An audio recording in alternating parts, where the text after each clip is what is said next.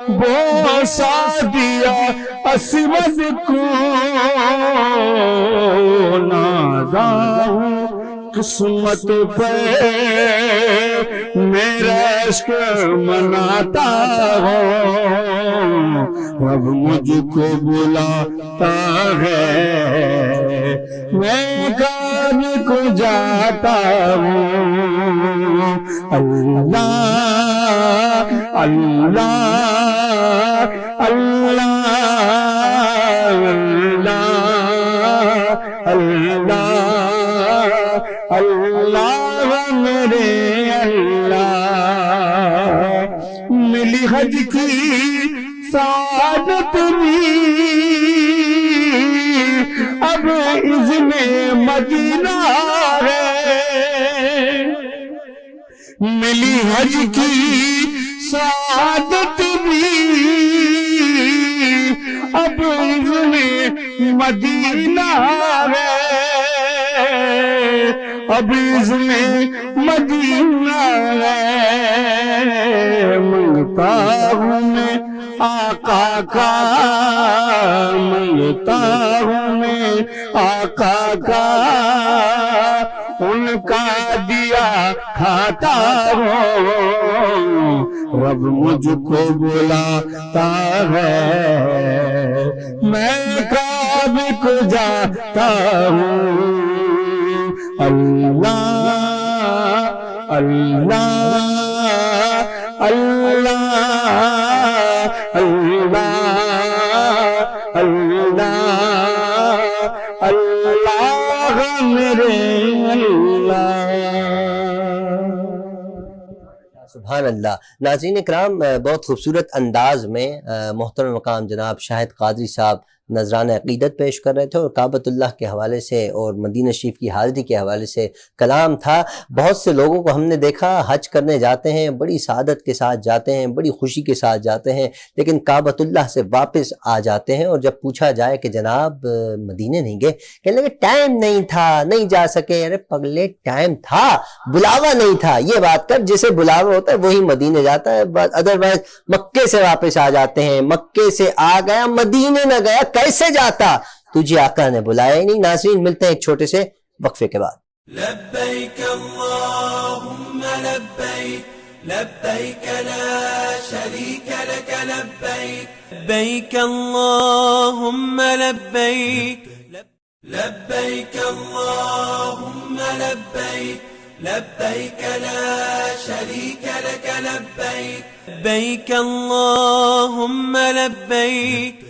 Welcome back ناظرین اکرام، میں ہوں آپ کا میزبان حافظ حامد رضا نورانی اور آپ دیکھ رہے ہیں پروگرام نور حج۔ ناظرین حج کے حوالے سے ہم گفتگو کر رہے ہیں۔ اچھا باقاعدہ ہم موضوع کی طرف بڑھتے ہیں۔ مفتی صاحب ارشاد فرمائیے گا، یقیناً ہر چیز کا کوئی نہ کوئی مقصد ہوا کرتا ہے، حج کا بھی کوئی مقصد ہوگا، کیا مقصد ہے ارشاد فرمائیے گا قرآن اور حدیث کی روشنی میں؟ حج کے مقاصد میں سے حامد بھائی سب سے پہلا مقصد، بلکہ ہر نیک عمل کا جو مقصد ہے وہ یہ ہوتا ہے کہ اللہ تعالیٰ راضی ہو، بے شک اللہ کی رضا اور اللہ کی رضا، یہ سب سے پہلا مقصد ہے کہ حاجی جب حج پر جا رہا ہوتا ہے تو اس کی بھی یہی نیت ہوتی ہے کہ میں اس لیے اس کے گھر میں حاضری دے رہا ہوں کہ میرا رب مجھ پر راضی ہو جائے۔ بے شک۔ اور آپ نے اللہ رب العالمین میں قرآن پاک میں بھی فرمایا ہے کہ تمہاری قربانیوں کے جو جانور ہیں ان کا گوشت اور ان کا خون مجھے نہیں پہنچتا، اللہ کو نہیں پہنچتا، بلکہ تمہارے دل کا وہ تقوی جس کی بنیاد پر تم نے قربانی کی ہے وہ تمہارے رب بے شک۔ سبحان اللہ سبحان اللہ۔ یعنی اگر دل میں اخلاص ہے اور نیت سچی ہے، کیونکہ عمل کی مقبولیت کے اندر جو ہے وہ نیت کا عمل دخل زیادہ ہوتا ہے۔ اگر نیت آپ کی اچھی ہے، اخلاص ہے، اللہ کی رضا مقصود ہے، تو وہ عمل بندہ مومن کے لیے بخشش کا سبب بن جاتا ہے۔ تو اسی طرح حج کے مقاصد میں سب سے پہلا مقصد تو یہ ہے کہ اللہ تعالیٰ راضی ہو جائے، اور دوسرا مقصد مسلمانوں کا عالمی اجتماع ہے۔ اسلام دین رحمت ہے، اسلام نے جو ہے ایک خوبصورت ہمیں منظم نظام عطا کیا ہے، اور اس کے نظام میں ایک چیز یہ بھی ہے کہ مسلمانوں کا علاقے کی سطح پر جو اجتماع ہے وہ جمعۃ المبارک کے دن ہوتا ہے، اسی طرح شہر کی سطح پر جو اجتماع ہے وہ عیدین کے موقع پر ہوتا ہے، اور عالمی سطح پر جو اجتماع ہے وہ حج کے موقع پر ہوتا ہے۔ تو یہ سب سے بڑا مسلمانوں کا اجتماع ہوتا ہے، اس لیے جو ہے وہ مسلمانوں کے ایسے اہداف دیے جائیں کہ جس پر عمل کر کے امت مسلمہ اپنا کھویا ہوا وقار بھی حاصل کر سکے، اور جس پر عمل کی وجہ سے اللہ تعالیٰ مسلمانوں کو عروج عطا فرمائے۔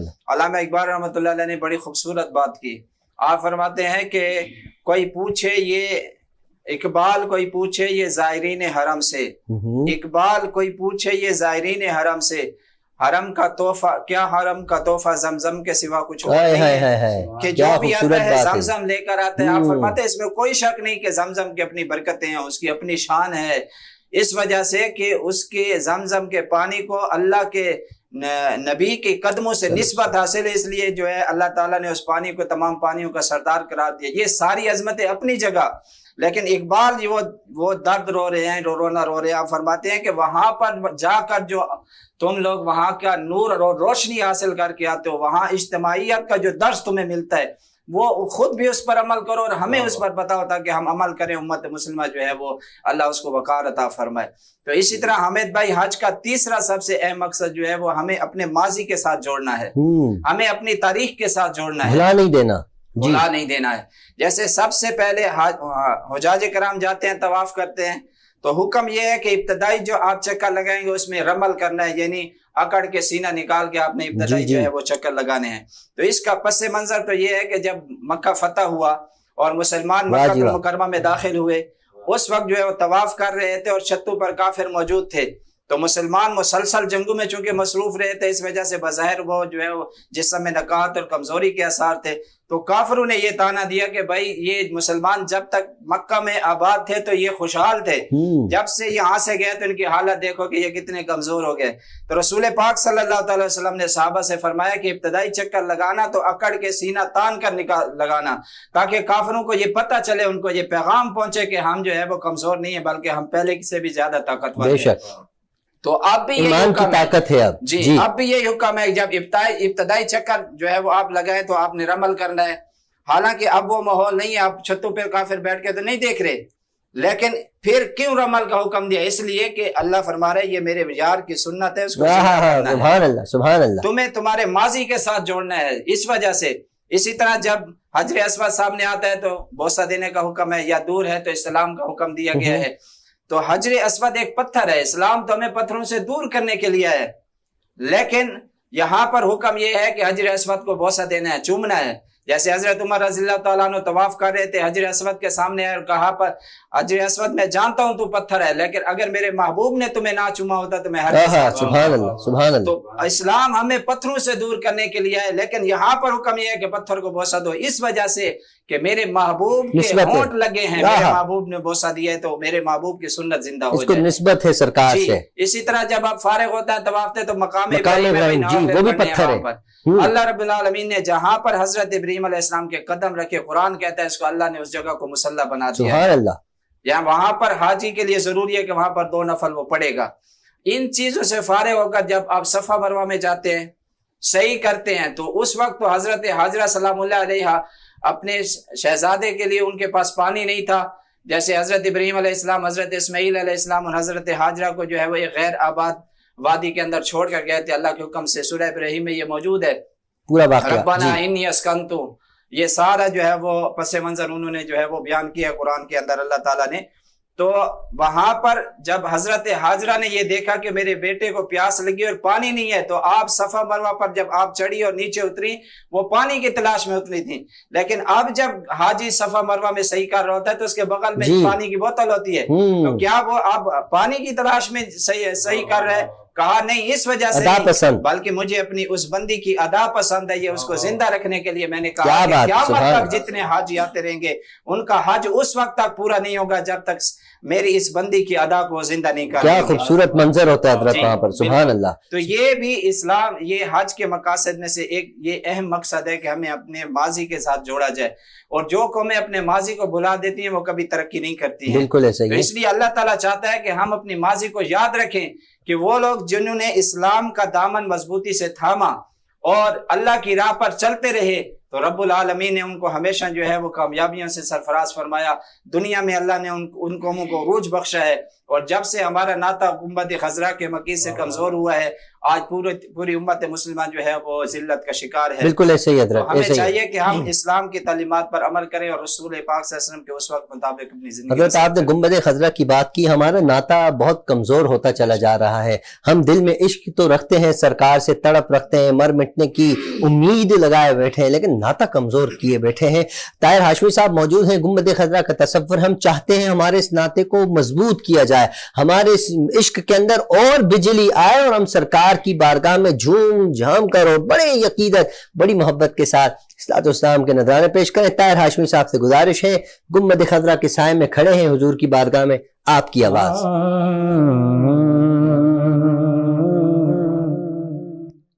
حجر اسود نو کسے سوال کیتا تیرا رنگ تے اننا کالا ہے تیرے اندر او کیڑی خوبی ہے تینو ہر کوئی چمن والا ہے تیرے اندر او کیڑی خوبی ہے تینو ہر کوئی چمن والا ہے. حجر اسود نے موڑ جواب دیتا میری شان تے سب تو آلہ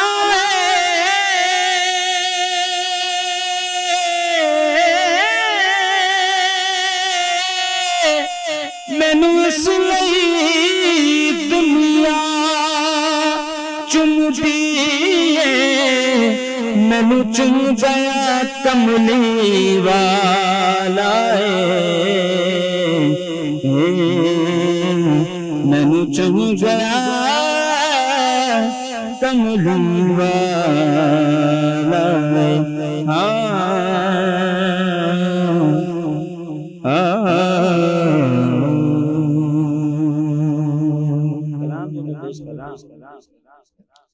جو اس وقت مدینہ میں موجود ہیں جب آ جاتے ہیں ان کی بھی دل کی تمنا یہی ہوتی ہے وہاں موجود رہ کے بھی دل میں چل رہا ہو. ہم لوگ جو یہاں بیٹھے ہیں ہمارے دل کی ہم سب کی آرزو پیش کر رہا ہوں. بخت خوابیدہ جگانے کی اجازت دے دو بخت خوابیدہ جگانے کی اجازت دے دو اپنے دربار میں آنے کی اجازت دے دو اپنے دربار میں آنے کی اجازت دے دو میرے آقا اپنے دربار میں آنے کی اجازت دے دو. ایک پھیرے میں بھلا پیاس کہاں بجھتی ہے ایک پھیرے میں بھلا پیاس کہاں بجھتی ہے ایک پھیرے میں بھلا پیاس کہاں بجھتی ہے پھر دوبارہ ہمیں آنے کی اجازت دے دو پھر دوبارہ ہمیں آنے کی اجازت دے دو. آپ کو خواب میں دیکھوں تو کہوں شاہ زمان آپ کو خواب میں دیکھوں تو کہوں شاہ زمان سر پہ نالین اٹھانے کی اجازت دے دو سر پہ نالین اٹھانے کی اجازت دے دو. علیم الدین علیم قادری میر خاص والے ان کا کلام ہے، آپ فرماتے ہیں یہ سچ بات تڑپ تیری ہے کمزور علی، یہ سچ بات تڑپ تیری ہے کمزور علی، ورنہ کیوں کہتا کہ آنے کی اجازت دے دو، ورنہ کیوں کہتا کہ آنے کی اجازت دے دو، اپنے دربار میں آنے کی اجازت دے دو۔ سبحان اللہ سبحان اللہ، کیا خوبصورت کلام، کیا خوبصورت خواہش کا اظہار۔ اللہ کریم کاش کہ یہ اب تو حج کا سلسلہ ہے، لوگ جا چکے ہیں، اللہ کے ہاں کسی چیز کی کمی نہیں، کیا پتہ بلاوا آ جائے حج کے بعد محرم میں بلاوا آ جائے۔ اللہ پاک ہم سب کو بار بار حج بیت اللہ، سبحان اللہ، حج پہ سبحان اللہ محرم میں جا رہے ہیں، اللہ پاک آپ کو بار بار لے جائے، پوری فیملی کے ساتھ لے جائے۔ ہمارے لیے بھی دعا کیجیے گا، ہمارے ناظرین کے لیے بھی دعا کیجیے گا، ہماری جو پوری ٹیم جو بیک کیمرہ ہے ان کی بڑی محنت ہوتی ہے، ان کے لیے بھی لازمی دعا کیجیے گا۔ اچھا ناظرین، حج کا سلسلہ ہے، حج کی بات ہے، میں انعامات کے بارے میں جاننا چاہتا ہوں۔ جو حجاج حج کر کر واپس آتے ہیں اللہ رب العزت کی بارگاہ سے، انہیں کیا انعامات ملتے ہیں؟ جی مفتی صاحب۔ حامد بھائی، بخاری اور مسلم شریف میں یہ روایت موجود ہے، جناب سیدنا ابو ہریرہ رضی اللہ تعالیٰ عنہ راوی ہیں کہ نبی پاک صلی اللہ تعالیٰ علیہ وسلم کی خدمت میں کسی نے سوال کیا کہ یا رسول اللہ صلی اللہ علیہ وسلم، اللہ کے ہاں سب سے افضل عمل کون سا ہے؟ تو آپ علیہ السلام نے فرمایا اللہ تعالیٰ اور اس کے رسول صلی اللہ علیہ وسلم کی ذات پر ایمان لے آنا، یہ سب سے افضل سبحان اللہ، بے شک جی بے شک۔ سوال کیا گیا کہ اس کے بعد افضل عمل کون ہے؟ تو آپ علیہ السلام نے فرمایا کہ اللہ کی راہ میں جہاد کرنا یہ سب سے افضل عمل ہے۔ پھر سائل نے سوال کیا کہ اے اللہ کے رسول اس کے بعد سب سے افضل عمل کون سا ہے؟ تو آپ علیہ السلام نے فرمایا وہ مقبول حج ہے، کہ جو بندہ حج کرتا ہے نا تو اللہ تعالیٰ کے ہاں یہ عمل سب سے زیادہ تمام اعمال سے جو ہے وہ افضل ترین پیارا عمل ہے۔ اسی طرح آپ علیہ السلام نے ارشاد فرمایا کہ جو بندہ حج کرتا ہے اور حج کے دوران کوئی فضول گفتگو نہیں کرتا، فسق و فجور والا کام نہیں کرتا، تو فرمایا جب وہ حج کرتا ہے تو گناہوں سے ایسے پاک ہو جاتا ہے جیسے آج ہی ماں کے پیٹ سے اس نے جنم لیا۔ سبحان اللہ، یعنی یہ حج جو ہے یہ گزشتہ تمام گناہوں کا کفارہ ہے۔ یعنی جب بندہ حج کر لیتا ہے تو بندہ مومن کو فرشتے یہ خوشخبری دیتے ہیں کہ اللہ کے بندے تیرے پچھلے سارے گناہ معاف ہو گئے، اب اگلی زندگی کے لیے جتنے ایام تیرے بچے ہیں اب نئے سرے سے تو عمل شروع کر۔ تو اسی طرح آپ علیہ السلام نے فرمایا ایک عمرہ دوسرے عمرے تک جو ہے وہ بندے کے لیے گناہوں کا کفارہ ہے، اور حج مقبول جو ہے اس کا صلہ اور بدلہ جو ہے وہ جنت کے سوا کچھ اور نہیں ہے۔ یعنی جو اللہ کے بندے وہاں جاتے ہیں حج کر کے آتے ہیں تو اللہ تعالیٰ ان کی بخشش کاملہ فرماتا ہے۔ اب اگر وہ واپسی پر آ کر اپنی زندگی جو ہے وہ اسلام کی تعلیمات کے مطابق گزاریں اور رسول اللہ صلی اللہ علیہ وسلم کے اسوہ کے مطابق گزاریں تو یقیناً ایسے خوش نصیب لوگ یہ جنت کے حقدار ہیں، اور اللہ تعالیٰ ان کو جو ہے وہ دنیا سے جانے کے بعد جنت کی ابدی۔ اچھا، حجاج کی دعا کے حوالے سے کیا ارشاد فرمائیں گے؟ جو حجاج وہاں جا کر دعا کرتے ہیں، ہر کوئی کہتا ہے ہمارے لیے دعا کرنا، جیسے ابھی میں نے طاہر ہاشمی صاحب سے کہا، اس کی کیا فضیلت ہے؟ وہاں دعا زیادہ قبول ہوتی ہے؟ دعا کا جہاں تک تعلق ہے حامد بھائی، یہ تو آپ علیہ السلام کی حدیث مبارکہ سے بھی اس کا ثبوت ملتا ہے کہ جناب حضرت عمر رضی اللہ تعالیٰ عنہ نے ایک موقع پر جو ہے وہ اجازت آپ علیہ السلام سے چاہی کہ میں عمرے کے لیے یا حج کے لیے جا رہا ہوں، عمرے کے لیے، تو آپ علیہ السلام نے فرمایا کہ اپنے بھائی کو بھی جو ہے وہ دعا میں یاد رکھنا۔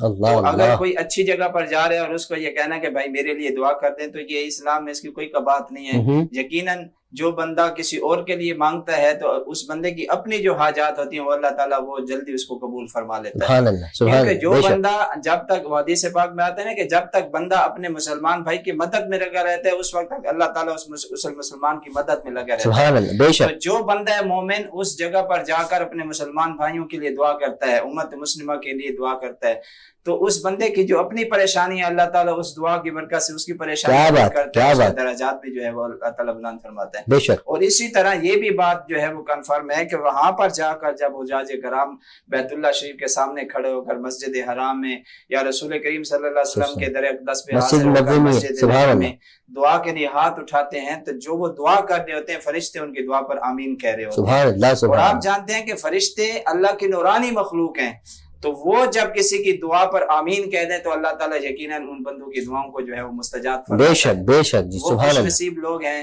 ان سے گزارش کرنی چاہیے کہ وہاں پر جا کر جو ہے ہمارا سلام بھی جو ہے آقا کریم صلی اللہ علیہ وسلم کی برگاہ میں پہنچائیں اور اللہ کی برگاہ میں ہمارے لیے بھی دعا کریں تاکہ اللہ تعالیٰ ہمیں بھی وہاں پر بلائے۔ بے شک وہ مقام ہے کہ جہاں 70,000 ملائکہ صبح مکہ شریف میں بھی، مدینہ شریف میں جہاں 70,000 شام، تو یقیناً حجاج وہاں دعا کرتے ہیں، فرشتے بھی آمین کہتے ہیں، اللہ کی نورانی مخلوقات وہاں آمین کہتی ہیں، اللہ دعا قبول فرماتا ہے۔ مفتی صاحب بہت خوبصورت انداز میں آپ نے گفتگو فرمائی، میں آپ کا بہت شکریہ ادا کرتا ہوں، آپ تشریف لائے، تقیم کے وقت عنایت فرمایا۔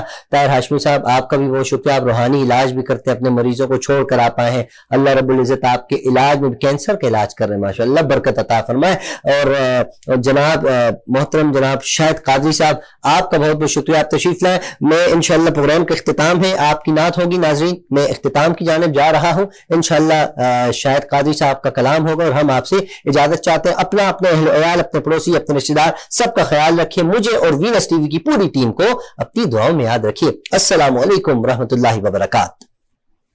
پہلے جان کو نثار کرتے ہیں، پھر خزاں میں بہار کرتے ہیں، اور تو کچھ نہیں ہے دامن میں، بس کملی والے سے پیار کرتے ہیں، منگتوں کو سنتا بنایا، منگتوں کو سنتا بنایا، میرے کملی والے نے منگتوں کو سنتا بنایا، میرے کملی والے نے جب اپنا دربار لگایا، جب اپنا دربار سجایا، جب اپنا دربار سجایا، میرے کملی والے نے مال و زر کی بات نہیں ہے، یہ تو کرم کی باتیں ہیں، مال و زر کی بات نہیں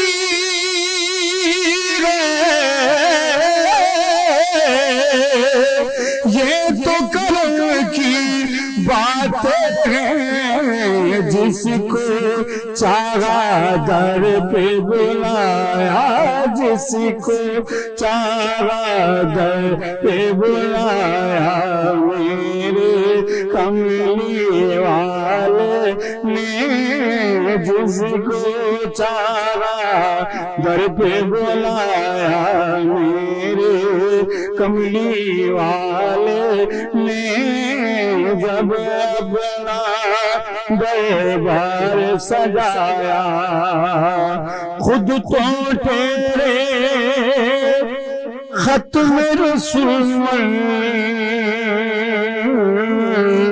واسطیا جیلانی کو، خود تو تیرے ختم رسول غوث پیا جیلانی کو، ولیوں کا سردار بنایا، ولیوں کا سردار بنایا، ولیوں کا سردار بنایا، ولیوں کا سردار بنایا، میرے کملی والے نے جب اپنا دربار سجایا میرے کملی والے نے لبيك اللهم لبيك لبيك لا شريك لك لبيك لبيك اللهم